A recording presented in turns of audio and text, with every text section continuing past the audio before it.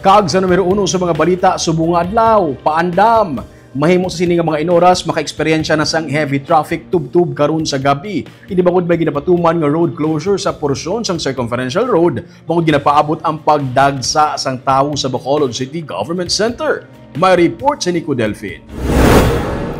Sumugod karon las 7 sang gabi, hasta na las 2 ang kagahon ipatuman sa Bacolod Traffic Authority Office ang full road closure halin sa corner sang St. Francis Street kag Circumferential Road o kung ang dalan pasulod sa Doña Juliana Heights hasta sa the Upper East Avenue kabahin sang pagpanghanda para sa Sari-Sari Store Mass Caravan and Concert sang Pure Gold sa Bacolod City Government Center.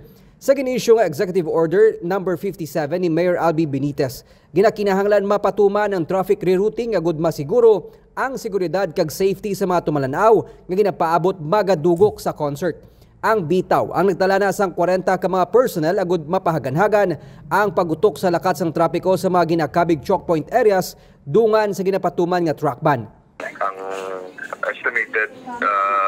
estimated people nga ma-attend sa aton nga event sa BCGC expected nga ma-spill over sa daatong dalanon. So for the safety of the community, gin-suggest na lang sang bitaw to Mayor Albi nga isira na lang gid ang Circumferential Road. Ang Bacolod Negros Occidental Economic Highway o Conbanose ang gintala nga bypass route para sa biyahe sa mga motorista pati na mga truck.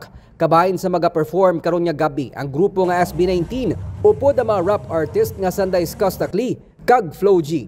Sa October 20 liwat nga ipatuman ang traffic rerouting kag road closure sa Circumferential Road para sa Bingo Plus Day kundi maga-perform ang singer nga si Moira. Magabalik man ang singer-songwriter nga si TJ Monterde upod kay KZ Tandingan kag ang banda nga Franco. Magaupod sa kasadyahan ang aktor nga si Piolo Pascual kag TV host nga si Maine Mendoza.